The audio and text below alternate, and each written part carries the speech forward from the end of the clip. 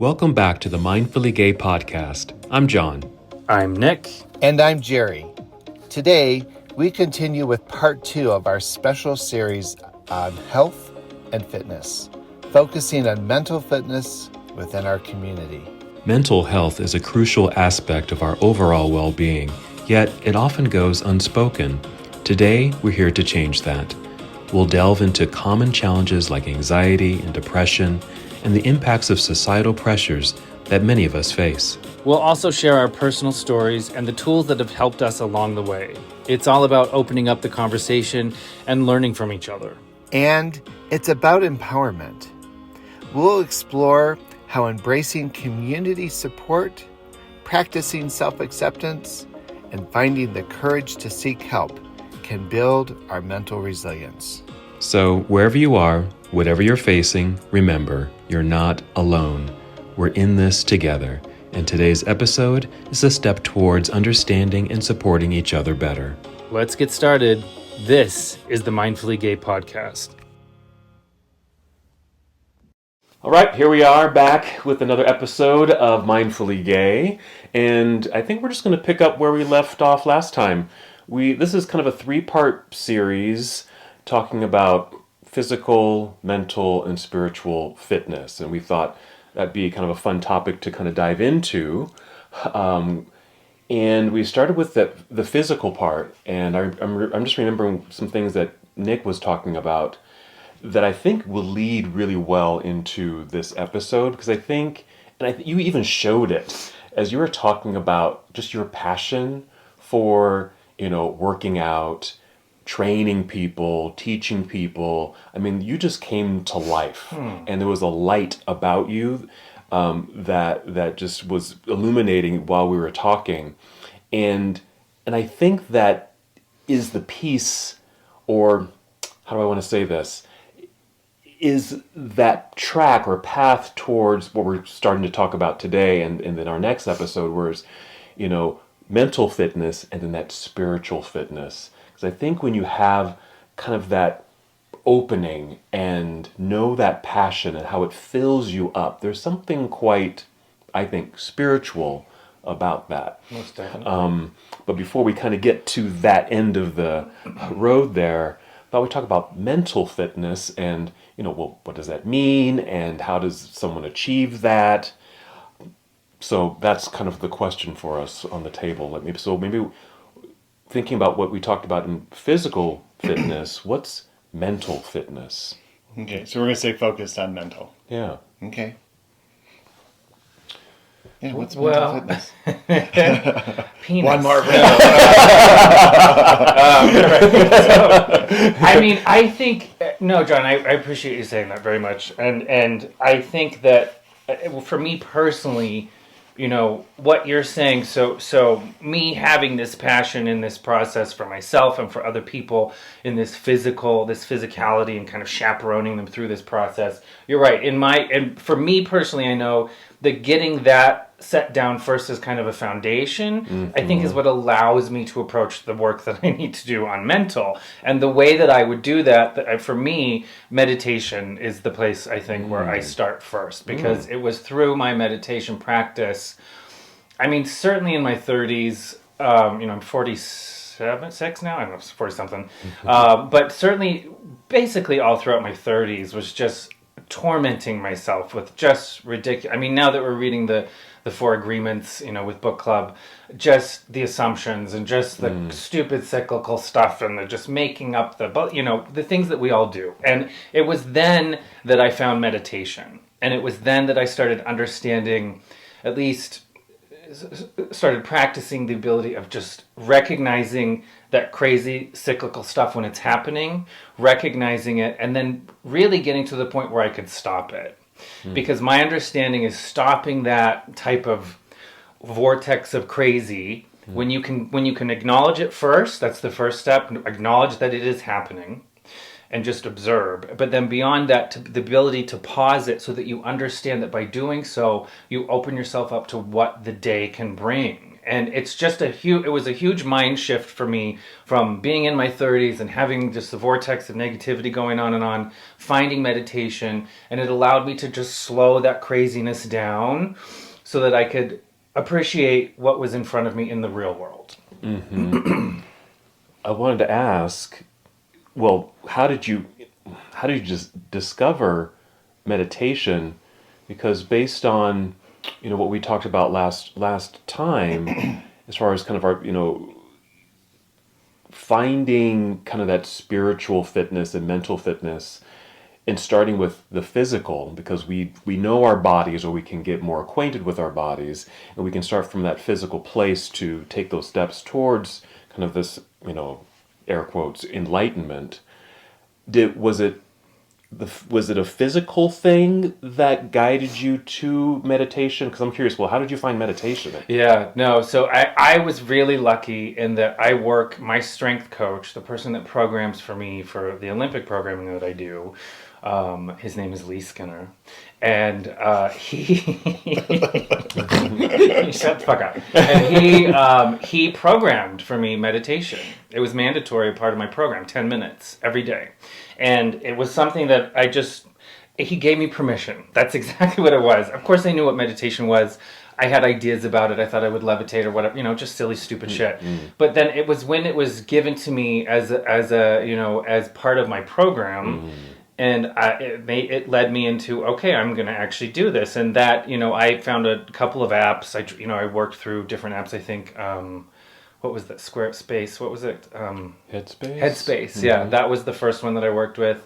And so it was because it was given to me in programming for my training. And so it really was, talk about coming from a physical, your path of physical. And then I was just fortunate enough that this person knew, he's very much a holistic approach to the work that he does, and I was fortunate enough that he programmed it for me, so that I was given that command, I guess, and I followed it that way. Well, there is some interesting research on performance athletes, and I'm thinking, particularly, I'm aware of some research that was done with like gymnasts, but I think it's true of other sports that. The part of the training is active visualization. Yeah, right. To go through the routine, to visualize it, and what they're suggesting that even the power of deeply visualizing it, that there's still a muscle response in the body, right, and that the performance outcomes are quite incredible. And so even what we're talking about, and why I'm imagining your friend Lee would make that suggestion is. If people can visualize and see and engage their brain around that functioning, they're more likely to fully execute and accomplish what they're Makes sense. You're giving it a test run in your mind, a make believe. And this, Jerry, I'm so glad we're talking about this right now.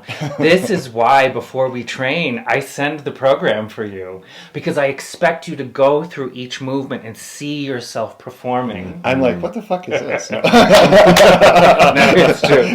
Half the time I don't really know what the names are for the exercises, so it's just this thing in the training world. There's like 9 different names for the same thing, and so yeah. But anyway, but no, I agree. I think that that visualization work, and maybe again that is another step from the physical into the mental aspect of what of health is. That's a really interesting one. I don't know that I've applied that so much for my own training, but maybe that's something that we'll start doing. I'm going to shift this a little tiny bit, because I'm thinking about. Right, we're mindfully gay, and we're talking about our identities and how we engage the gay community, and as a therapist who's had a lot of training in cognitive forms of therapy, how fully conscious I am when I work with people, or even sometimes I'm just kind of listening to people, I can very quickly assess what assumptions, beliefs, and stories they carry about themselves, and how they operationalize those beliefs, how it shows up. Right. And so, I'm here lately been very conscious of the concept of aging, and And I will frequently hear people my age defer to a problem that they're having, saying, well, I guess that's what happens when you get old. Yeah. Yep. Right? And there's this part of me that used to really align myself with that. Mm-hmm. And I'm been shifting and working on that paradigm. And I told you about my friend Charles, who's almost 90, who told me probably about 10 years ago that he was going to be in an active rebellion against the concepts of aging. Mm-hmm. And what he was telling me is, I'm just not going to align myself with those stories. But I think in our culture, there's a very strong, prevalent narrative, in this case, about aging. And I think a lot of people live up to that. Mm-hmm. And then I think we do this in terms of our gay identities, right? I can't begin to tell you how many times I've had gay clients come into my office and blame their circumstances on the gay community.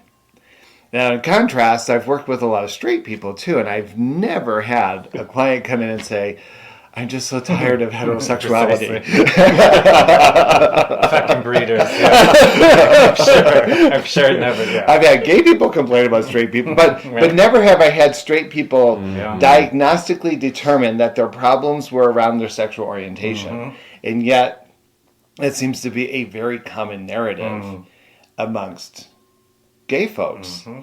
And we talked a little bit about this last night in the book club, and maybe this is where we can kind of shift some of the dialogue, is when we talk about the events we're trying to host or that we are hosting, when we talk about the retreats, we become very conscious of folks carrying particular narratives that then restrict their movement. Yeah. Like, I like the idea, but I'm afraid of it. Mm-hmm. And to me, this mental health process, this mental fitness, and we talked about this in the book club last night, is, Ruiz would talk about in the agreement about make no assumptions that we have to get to the root of the stories that we carry and be willing to challenge them at the core, giving an opportunity to a new experience or a new way of looking at things. And so I'm wondering how this plays into the discussion around.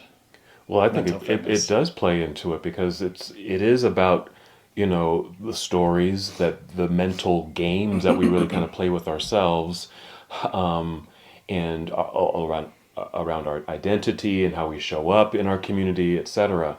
So I think it fits perfectly with this conversation about kind of mental fitness, and to the point about inviting people to show up to our events, whether it's our social events, our book club, and then our retreats. Like you said, people are very interested and they want it, but they're afraid of it. And that's what, in a way, it does baffle me a bit, but I understand it. They're afraid of afraid of what they want. Yeah. And what is that mental block? What's that wall, that barrier that's keeping them from showing up? It's confidence, is it? Is it? I mean, I don't know. For me, I reflect a lot on past, specifically high school years, specifically sports in high school. And I sometimes get angry because I didn't participate more in things because I was afraid, and I didn't have the confidence, to be. I am absolutely an athlete, and I could have played all of them. I could have lettered in all of those sports. I know I could have. Now I do. Now I have the confidence. And so that's why I think to some degree it is a confidence issue, and I think it's one that in general gay people suffer from, because we've been living in a way that all of us for the most part were taught is wrong, and trying to find an idea of our true self, it often just feels like just trying to get by and just to survive sometimes. And so I don't know. I wonder if it's an issue of confidence. It's also an issue of assumptions. Like we're talking about people making a lot of assumptions about what other people are going to think or interpret or perceive as if they do participate and they fail at it or something. But I think ultimately, I don't know. I feel like it is a confidence thing. I know. It's funny. Just last night I was having this conversation with my partner in that. This in particular, this I've loved. This is just natural to me. I'm with two people that I care about and I'm talking about things, and it's just wonderful. I love doing this. But game night and social events, and I'm someone that can just stay home. I really am. I grew up alone. My parents worked down in the city. I was in the mountains. I was alone every summer. I was alone. Like I just grew up by myself. And I have no problem with just being home alone. It's a perfectly fine thing. My partner, on the other hand, definitely the opposite. Social, huge personality. Just walk out your front door in Boston. There's 10,000 people. That's what he always had. And so I'm telling him, I'm doing this. I'm pushing myself into these spaces where I am uncomfortable because I know that it's going to bring about the medicine that we need right now. We need this social. We need to connect with other people and feel good about ourselves in this world. And so I don't know. I think, back to your point, the hesitation, the buying the tickets and standing outside and watching type of thing, or, it's the hesitation to jump in and be a part of the community. Maybe because it's a self-confidence issue, or maybe it's also because ideas of what our community could be that are mainstream are maybe not the reality of what it is that we have here.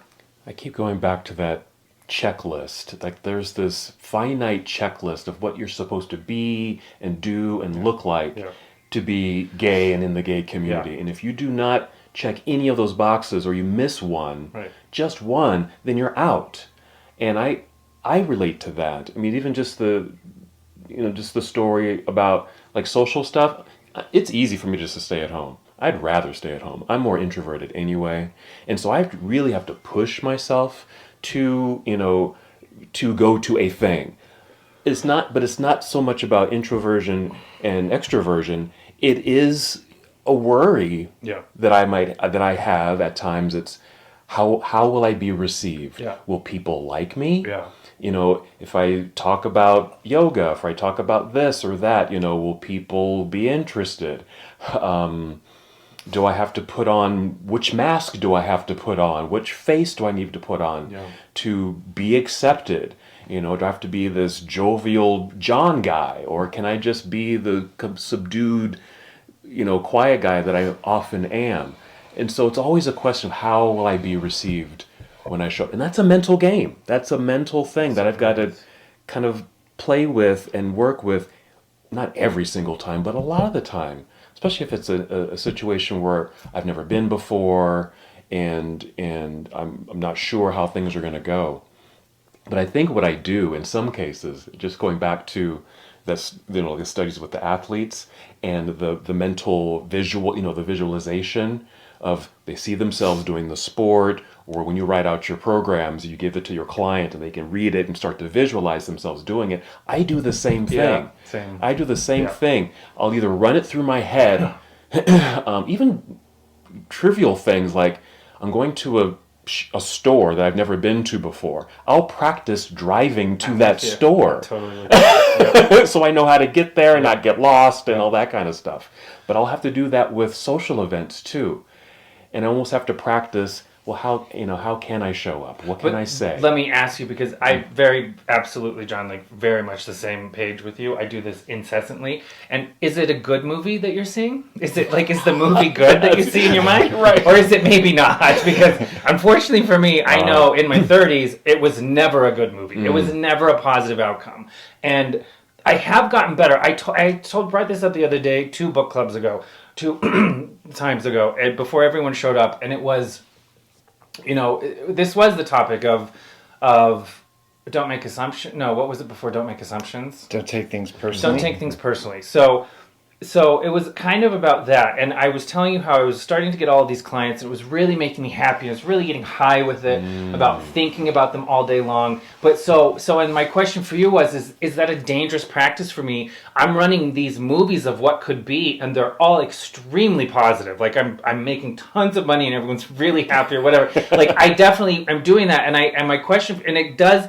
It's not that it's exhausting. It does take energy to do it, but then after it starts to slow down, it is kind of like, damn, I really hope things turn out the way that I just really felt like they were going to, and then if they don't, then what? And so it's yeah. Let me use that paradigm, Yeah. and you tell me if this is useful or not. Okay.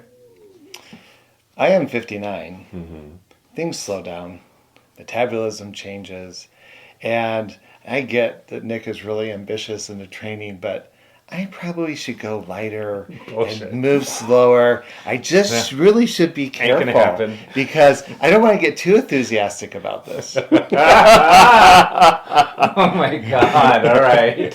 Now, would you want me as your client to do that? Why? No. Why? No, I don't want you to do Why? that because first of all, that's not what we're fucking doing. We're balls to the walls I every know, time we but- train. But why? Why? If I just showed up and You're continued- closing yourself off to it. I'm closing. Like, if I go there and frankly, when I'm on the Stairmaster, I think about places where I want to go hiking. I think about Bell's Falls, right? That Yeah, whole, yeah. 2-mile Stairmaster exercise, right? Wow. Right? And every time I get on that Stairmaster, I visualize with precision getting to that waterfall. Okay, that's great.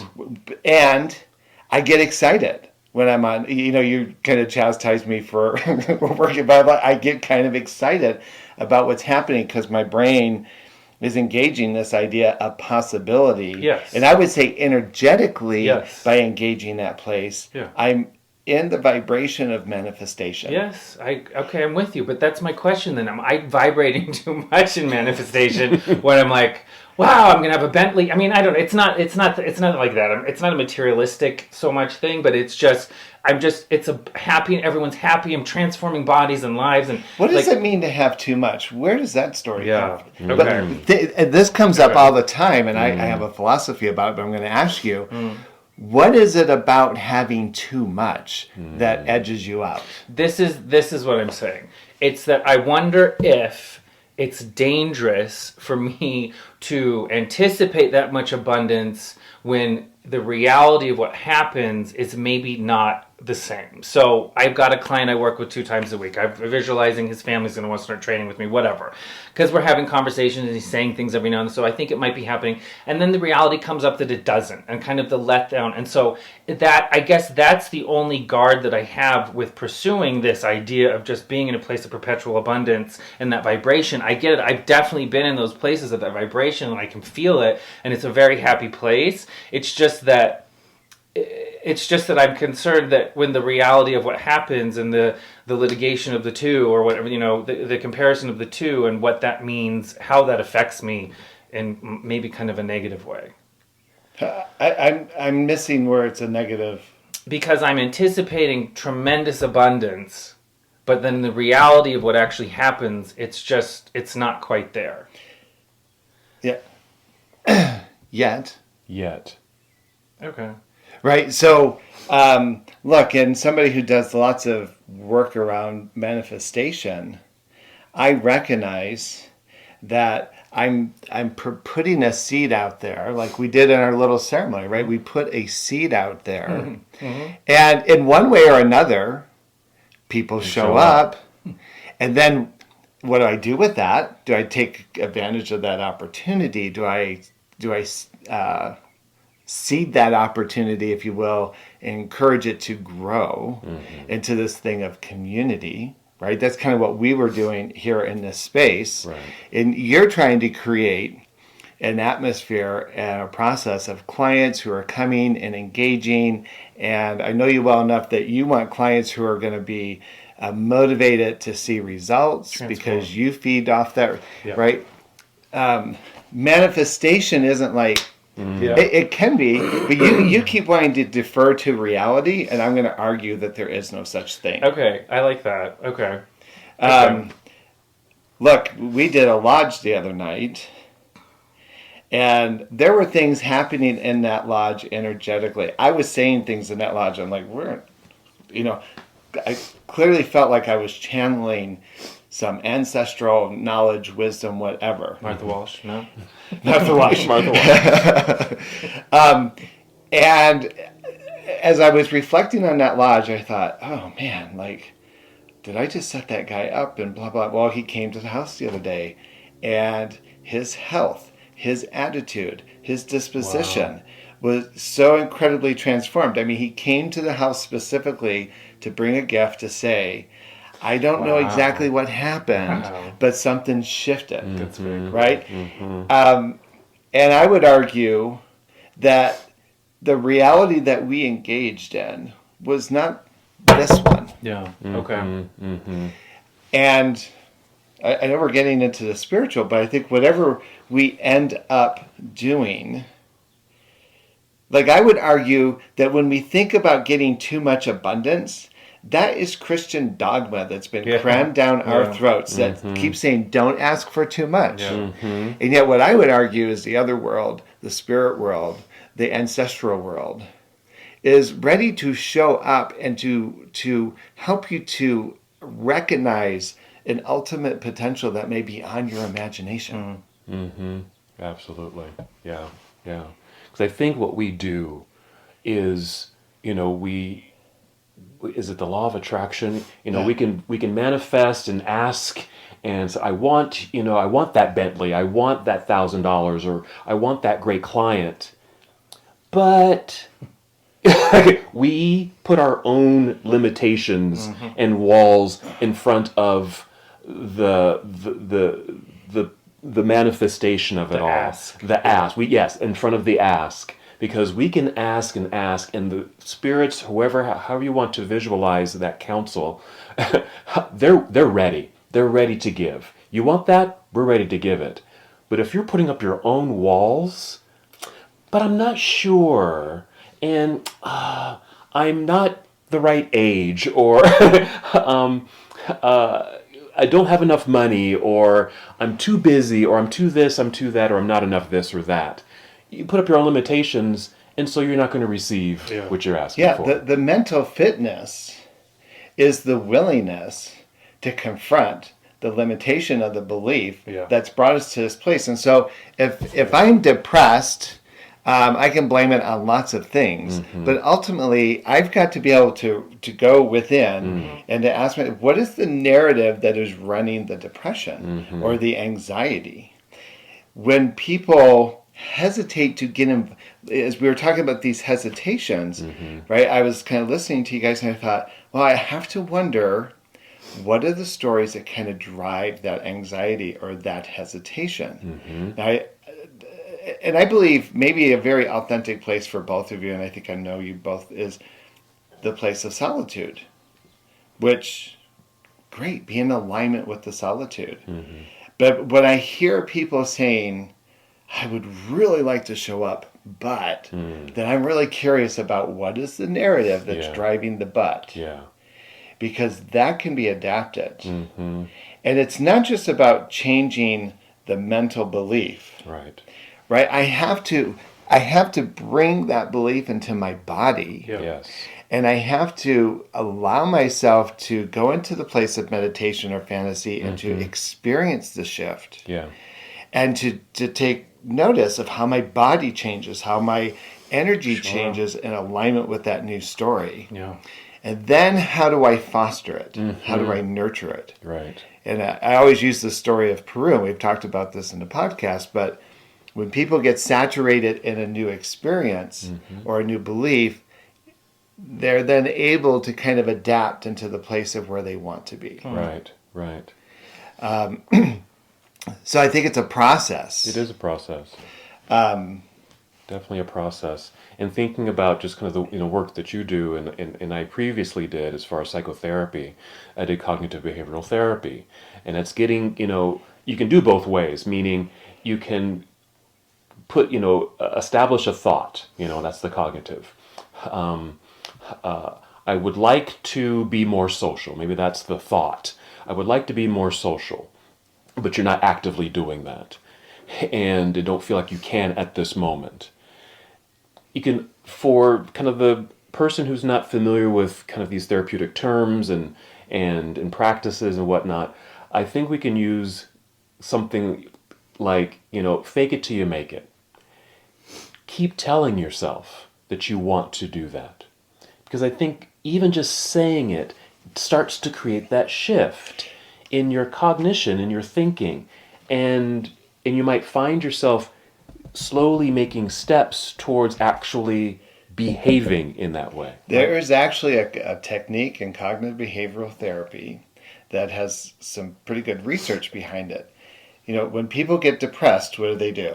They get melancholy. They stay in bed. They engage in behaviors that would equal depression. Yes. And so if I can get that person to commit to a schedule, I'm going to get up at 8 a.m. I'm going to have my breakfast. I'm going to take a shower. I'm going to go for a walk around the block. If I can get that person to engage in non-depressive behaviors, sure. whether they want to or not, the research would show that after a very short period of time, their symptoms of depression will diminish. Right. And they'll be able to transition out of their depressive episode. That makes sense. And I do have to say, back to the, getting into that place of imagining abundance, getting really high on the feelings of good of all the people I'm going to help. The thing that I do notice that isn't with me, that was definitely in the 30s, is that imposter syndrome voice. I have encountered it with a few clients that intimidate me just because they're highly intelligent, and sometimes I think that they're going to see through me. I don't know what that's stupid, but for the most part, I am actually that is something I'm recognizing I'm able to do. I am doing the visualization. I am in that very happy place, and then it actually is happening. I mean, I actually am bringing on more clients, and they're referring me to more people, and I have 3 people right now on hold because I'm not sure I can. It is happening, Right? And so. And it is, I guess it is the practice of what you're saying. It's not staying in a place of, I can't do this. It's faking it till you make it in your mind a bit. That's what I've been doing. But then I'm actually, oh my God, I'm actually doing it. I'm actually getting up at 8 a.m. and eating my breakfast. You know what I mean? I'm participating in the behaviors that actually are the thing that I wanted in my mind. The thing that I was visualizing, I'm actually doing it. It actually is happening before my eyes. I'm actually making it happen physically. It is manifesting. Right. And things start to show up. You might ask for something, and it might even be quite specific, but when it eventually does show up, it may not be in the form that you exactly. This is true. Visualize. Right. It does show up, but it might be in a different form, right? Yeah. And it's it's a matter of, again, getting out of our own way and broadening our mind scope so that we can, I am doing this. This is happening. This is showing up. Because if our view is so narrow, it's it's got to be like this. It's got to be this way. It's got to be this way. And I certainly have yoga clients like that, where, they'll say, John, I want to learn how to do yoga, and I'm teaching them yoga. And I usually, I give a lot of permissions. If you feel like you want to move your leg this way and turn your foot out this way because you have a knee issue or whatever, it's perfectly fine to do that. You have permission to do that. But in their mind is, no, I have to do it this way. Yeah. But is that the right way? And so we can be really narrow scoped in our work like that, and especially in our manifestation sometimes too. But if we can kind of loosen it up a little bit and expand that way of thinking, we'll see that a lot of what we're asking for is showing up, and it's right there. It's just right there. I'm with you, yeah. Well, I think I shared with you guys a couple sessions ago how my New Year's focus was about increased pleasure. Right. And it's interesting because in my mind, this is a body, mind, spirit focus, this issue of pleasure. And I've worked out a lot throughout my life, and I don't know, I think it's because I've invited my mind to be open to this perspective, but even though the workouts are challenging and hard, my mind and my heart is aligning with the pleasure of a body that's doing it, Hell yes. that's feeling it. even some of my spiritual practices, which I do a lot of work for people in that context, but I've noticed by opening myself up to the narrative of pleasure that I'm having much deeper experiences, and it doesn't feel as laborious. And I've also noticed that it's impacted my willingness to speak what needs to be spoken to. Yeah. Yeah, and so I've just You're changing your own narrative. by calling in the narrative of pleasure, my mind is now alerted to, oh, there it is. Yeah. If my mind is around improved health, right, I may think twice about what I order at Burger King, or whether I go. Right. Whether you even go, like, yeah, exactly, right. Yeah. Again, because the mind will go into these interesting justifications. Yeah. And yet, if I saturate myself with a particular focus, I can execute that. But I want to go back because I want to make sure we spend some time with this on the podcast, because I'm not convinced we're there. What is it about? So you were talking about the confidence issue in terms of who I am as a gay person, maybe closeted in relationship to straight people, and the fear and anxieties about showing up or being confident enough. But I'm really curious about what are the narratives, what are the stories that we carry amongst ourselves in relationship to each other as gay people. I may see gay people at the gym. I may be seeing gay people out in the community. I may see them on social media, right? And I believe what Ruiz, again, would say in his book, and what I believe is based in some psychological studies as well, we're always running narratives. It's not like our mind is absent of a narrative. And so when it comes to this relationship of being with gay, we're going to go to gay pride. What does that look like? How do we experience that? I know for me, I immediately start fussing about what am I going to wear. And not that I care a whole lot. And yet in that environment, I get really preoccupied about how I'm going to look. I want us to get into the place, what is the mental challenges and barriers? And I think, I mean, if I were just being honest about myself, and I'm not really prepared to say it, but I think I can always see somebody who looks better, and if you look better, then somewhere in my psychology is the belief that you're somehow more worthy, more acceptable, more desirable. So much so that I will miss any attention that I might get. And I've had people point this out to me several times where I'm just clueless. But I think it's because I have so projected out the idea of being gay acceptable based on appearances. And I feel like that's like cheap for me to say, but if I'm just really honest, if I go to a club, if I go to a pride event, right, there's this anxiety at that level. And sometimes that anxiety is so great, I think I'd just rather not go. Right. I think that's very significant and true and honest, because I think many people can relate to that.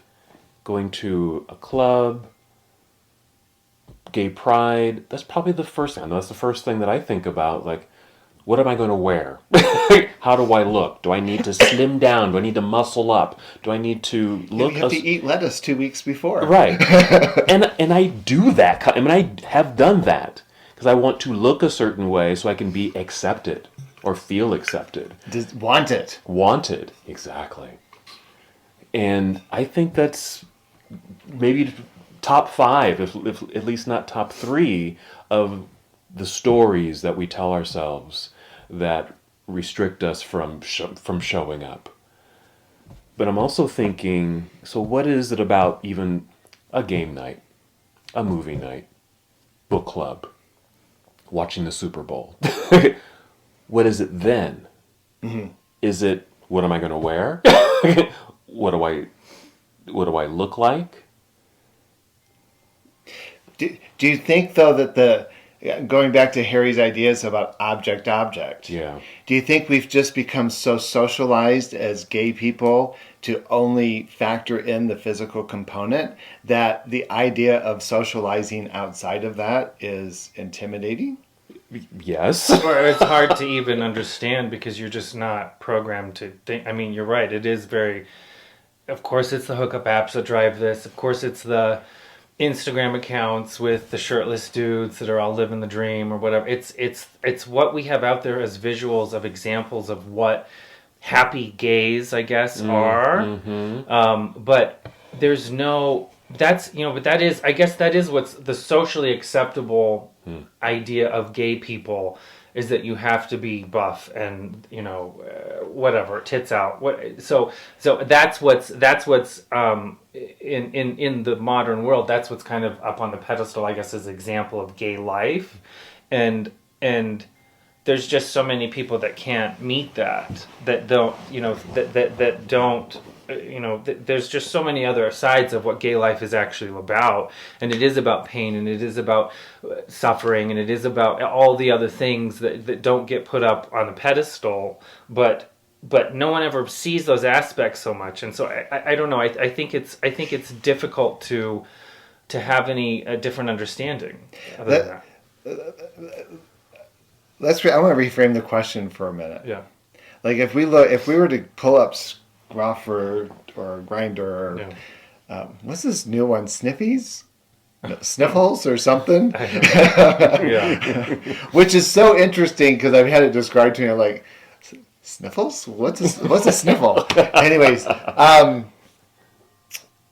what is it about those of us who are writing profiles who would dare to say, no fats, no femmes, no one over the age of 32, no racial identities. It is very interesting when you look at these apps and how people are posturing themselves. I'm wondering what's the psychology, what is the mentality of an individual who creates a menu list. But that's just the point I think that I'm saying, is that the garden they have growing within and the fertilizer and the seeds and everything that's been put in there is from this idea that we are objects, that I don't know, that you go out on the weekends and party and you're hooking up on apps, and I don't know, it's just that it's just that those are the ideas of what you can request, I guess. I don't know. I'm not saying the person is not guilty of something that they should be responsible for when they write a profile like that. I'm not saying it's fully just programming from the outside world, but I think I don't know. I think it has a lot to do with that tribalism crap, and I don't know, Jerry, maybe I'm not answering the question right, but I just think that a person that writes a profile like that is writing a profile like that because they've been taught somehow that that's the profile that you're supposed to write in order to get the objects or the things that you're supposed to get as a gay person. I don't know. Do you have any thoughts on this? I do, and I'm figuring out how to even formulate words because I'm having feelings about that. Well, I'm glad you just said that, because I'm like, how do we feel? Like, if we just feel into that for a minute, right? These people who, and maybe we do it, I don't know, but we create a profile that says, here's what's ideal. How does that leave us feel? I know I feel overwhelmed by it. I feel hurt by it. Because I think it's a reflection of a larger topic in regards to what is the standard, or what is thought to be the standard in this country, as far as what you look like and who you are and who you, and how to be on that top tier. White, male, healthy, etc. And so when we see those profiles, no femme, no fats, No Asians, no blacks. Exactly. Yeah, that's exactly right. It's a reflection of that, of, I'm just going to say it, just, kind of the racism in this country. And so it hurts me, and didn't always, because I think I was a part of it. I was just a part of that story. And so, and I think I'm sure I have done that too when I was creating profiles at the beginning. And so now when I see them having a different perspective, it's a total turnoff. But emotionally, I get emotional and I get angry, and I know these aren't the people I want to be around, if they're gay or not. So that's a tough one for me. But I think it does fit into this, this talk about, our community, of this gay community, and what the standard is, and what we think the standard is. And some are, I guess, bold enough to put it in a profile. To show their racism, yeah. So, I know I get labeled as Pollyannish. And for those of you under 40, go look that up. Pollyanna was a very optimistic person. But I think this way. Like, I get into this conversation. I feel overwhelmed. I feel hurt by it too. As someone who's 59, who's kind of moving into this different part of my life, I start to feel definitely marginalized. And that doesn't work for my ego. No. But I believe, and I don't want us to respond to this right away. I just want us to visualize it for a minute, to go into our brain process for a minute. And because I believe this gets kind of grandiose, so hold on. I believe that something like Mindfully Gay has the potential to shift the cultural narrative. This podcast has the potential, at the very least, of broadening the conversation. Yes. But I would like to believe in broadening the conversation, shifting the cultural narrative. We have a lot of football coaches who are sitting home watching TV, calling the shots or having opinions about what's happening. And I believe this podcast is an invitation to get people off the couch. Absolutely. And to be actively engaged in shifting the narrative. Right, because the movement that you're talking about, that shift of movement, it requires their contribution. Exactly. It can't be us three. Yeah. So if we were sitting here, like we did the other day, what do we visualize? How do we see it? If you were describing it to our listeners or our viewers, how would we describe the trajectory of this vision? Well, I've got to jump on something that John said, because we were talking this in group text, and I really, it's the space to practice. That's huge. God, I don't know why that makes me emotional, but you're right. Understandably, you would be offended by those profiles, and we have to change. We have to work on changing these things, and that's what this community effort is. It's us coming together and creating some space where we can practice that change, by accepting everyone, and it's not about no fats, no femmes, no Asians, or whatever. It's not about those ridiculous things. It's about suspending that and coming into this space and practicing being social with each other without these expectations and these labels and these perceived outcomes that are either going to be an orgy or not, and it's a failure if it isn't. Whatever. I really liked it, John, when you said, so to answer your question, Jerry, what is that? it's going to be an effort. It's got to be energy. We've got to come together and contribute our energies to this effort to change this together. And I think that how that starts is by showing up and practicing, just being social with people.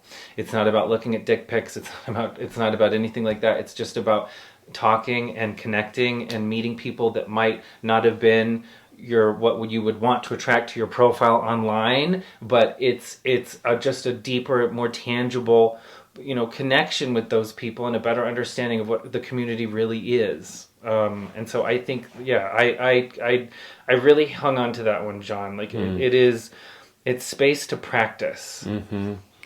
In that practicing, and I think we've been talking about this, is giving people certainly an opportunity to reframe their story, to even rewrite their story, to present their story, yes. And then to do some reframing around yes. it.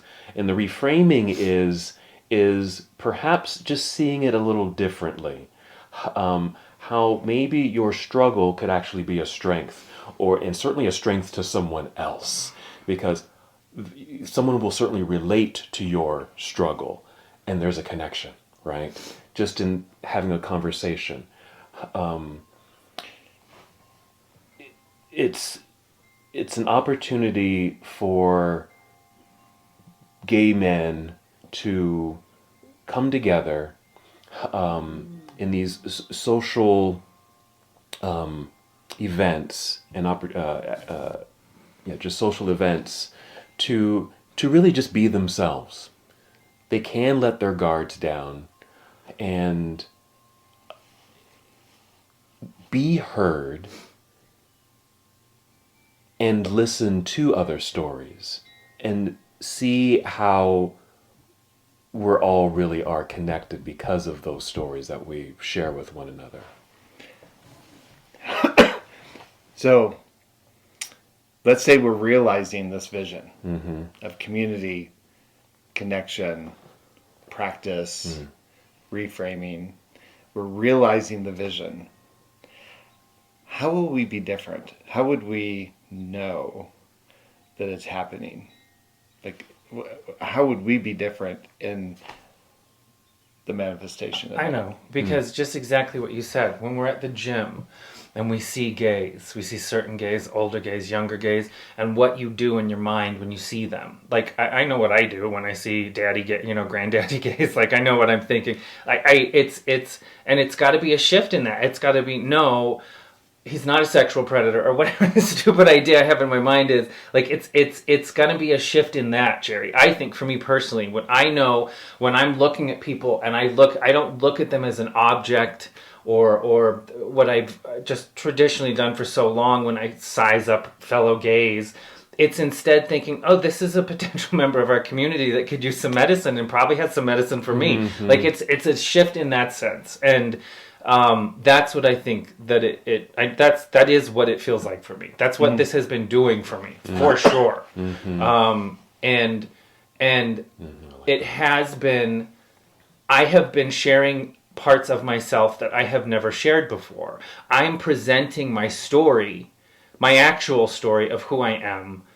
And I've never done that before. I presented a story that is, I have played a porn star on TV essentially, but I'm not. I'm something different, and so it's that type of work. It's that type of shift. It's this place where I can do that, but then I carry that openness to what the story is, and I start to apply it to other people when I see them, as opposed to just thinking, oh, that dude's probably got a harness at home. He goes to circuit parties on the weekend or whatever. It's not that anymore. It's that I'm open to sharing my real story, and then I'm better at understanding that those people also have unique and interesting stories that I'm sure I'm going to want to know about. I love that.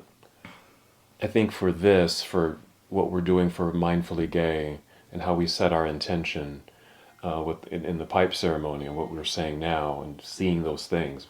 How do we know? How do we know it's working? How do we know it's showing up?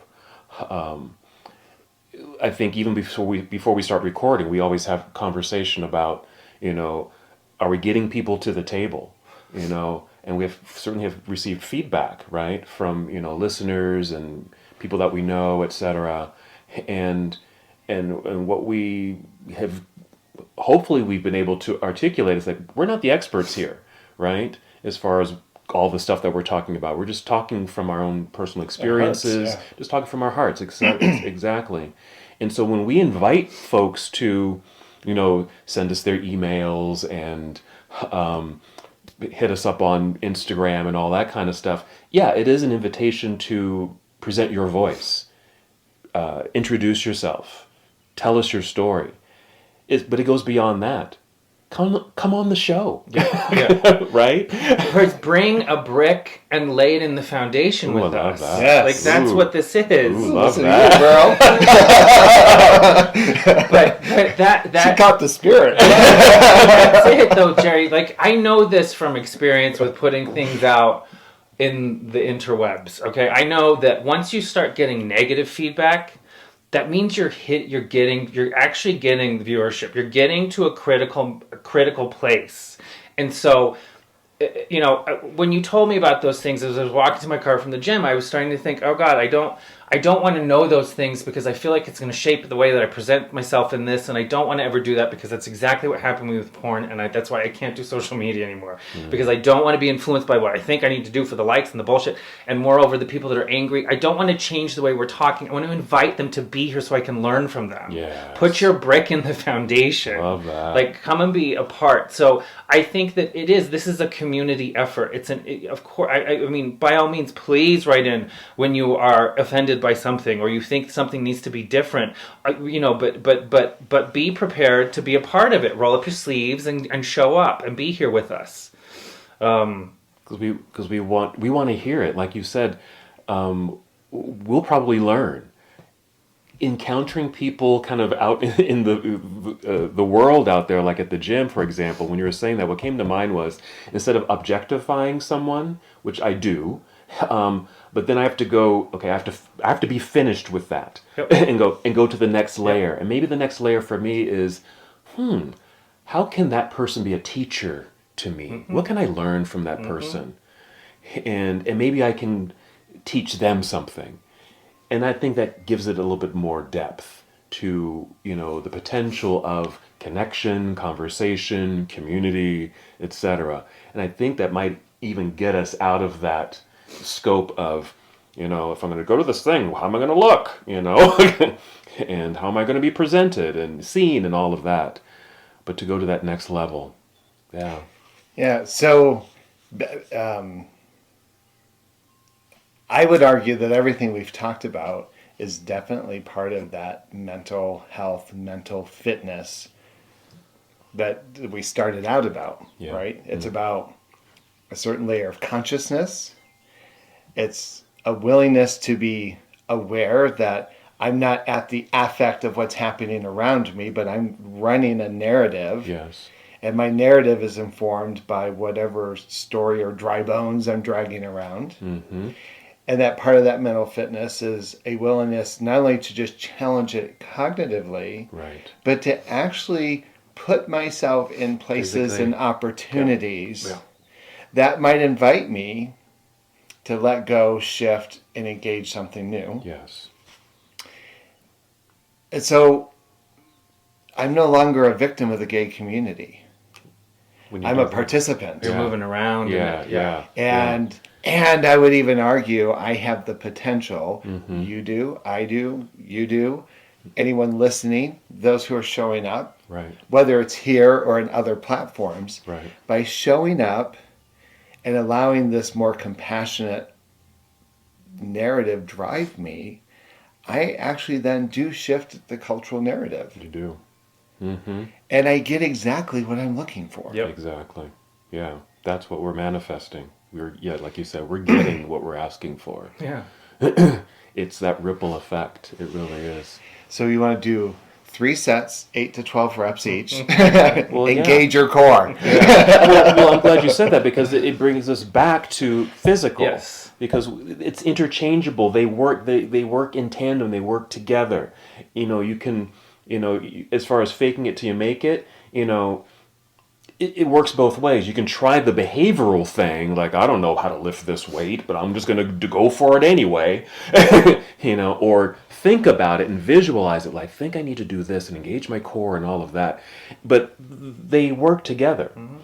And what I think happens, and that this is what's going to be the topic of our third part of this series, is when these things flow, the kind of this physical, mental, physical, and you can get to that place of kind of broadening your perspectives on things and thought processes and trying things out and stepping in and behaving in a new way perhaps to shift those stories, something else happens. Something else happens on a level that isn't quite as tangible and maybe not as easy to talk about, and maybe not so many words that we can, easily attach to. But it is the spiritual, I think. Something happens. I have to say, I feel it. I can't articulate, I know exactly what you're saying. I can't put words to it, but the way I've explained it is that I just feel better in this world. I just feel... I'm better. I just feel better in this physical space, in this world, and the things that I see and count. Like it's just better. And I think that's the spiritual aspect for me. I just feel better in this world. Mm-hmm. That really is it. And looking at it from kind of a yogic perspective, it is that if you work the 8 limbs of yoga and make your way up to the 8th limb, which is enlightenment and bliss, it's exactly that. It's everything is as it should be, and I'm all right. I can exist with it all, and I'm fine. That's a liberated self that you can in even in the 4 agreements. Don't take things personally. It's that if you can just let things go and just be, and not be, how's it go? Not be of the world. I forget how that phrase goes, but you can experience the world, but not be influenced or affected by it so grandly. You can be a part of it. I think that's that spiritual path that we can be on. Well, the equivalent when we sit in a lodge. A lodge can be kind of warm. Oh my God. I'll tell the story. Carolyn was one of my teachers, and she was this older woman, and kind of just a very graceful and fluent woman. And we used to call her Cookum Carolyn because it would always be like these really hot lodges. And when I was younger, they'd open up the door and I'd be like looking at the back of the lodge. I've just been moving around and wrestling around, and I was just like, how do you... But Carolyn would just be there, and here's this older woman who's taking on the temperature of the lodge. And I asked her, I said, how do you do that? How do you do that? Because sometimes I can't find my ass like halfway through the lodge. Right. And she said, I've learned to be like the grandfathers or the rocks. Ooh. I've learned to be still in the most extreme circumstances. And of course, 100 years later, I'm sitting in that space, and I find that when I'm still and when I'm focused, whatever's happening around me does not have to consume me. Right. And so... And I have found in my work with other medicines as well as Lodge that same concept. And when I've gone through difficult times in my life, I have found that if I'm just still, and though I tell people in Lodge, we're in here for such a short time. And that's true of everything that we're dealing with in our lives. If I just stay focused, focused on where my thoughts are going, focused on my connections, that I will get through the situation. Yes. Stillness is very powerful. Very powerful. And it doesn't have to, all the other stuff doesn't have to stick. Exactly. But that takes discipline. Practice. You have to practice it. Yeah. Practice. That's the meditation aspect is what helped me get to a place of stillness in my mind. Yeah. And that is a relief when you can do that. My God. I test that out on Saturday. Yeah. Yeah, and it is a relief. And I think we can kind of pause it right there. And I'm now more excited about our next, Yeah. conversation, because we are going to talk about the spiritual, and because I think this is the great lead up. We can talk about these different medicines and that and the result of it, when we are able to sit in that stillness and just be in that happiness, that blissful state, and what is that and how do you get there? Let's have that conversation. Yeah. So we continue to invite you to contribute to this conversation, the physical, mental, spiritual fitness and how you see it. What's your story? We do want to hear from you. Send us the email, hit us up on the socials, come to an event if you're in town. Be a guest on the show. You don't have to physically be here. There are ways, we've got technology, there are ways that you can share your story on this show. We can do an interview by phone. We can do it on Zoom. We do want to hear your story, want to hear your contribution, because you have something to share. You have something to share. You have a brick to lay in this foundation. Definitely. Yes. So we leave it at that. Thank you so much. We appreciate you. I appreciate these gentlemen. And we'll continue this story. So thanks again for joining us on this episode of Mindfully Gay. Thank you for joining us today on the Mindfully Gay podcast. We hope this conversation about mental fitness has been as enlightening for you as it has been for us. It's important to remember that while the journey may be challenging, you're not walking it alone. We're here, this community is here, and together we can make a difference. We'd love to hear your thoughts, your stories, and your strategies for mental wellness. Your voice is crucial as we continue this conversation about mental fitness in the gay community. Visit us at mindfullygay.com to share your experiences and find resources. Let's keep this dialogue open and supportive. We'll be back with the final part of our series on health and fitness, where we'll tie everything together and focus on spiritual health. Until then, take care of yourselves and each other. Remember, your mental health is a priority, and it's okay to reach out for help. Thanks for listening, and don't forget to tune in next time. From all of us here at the Mindfully Gay podcast.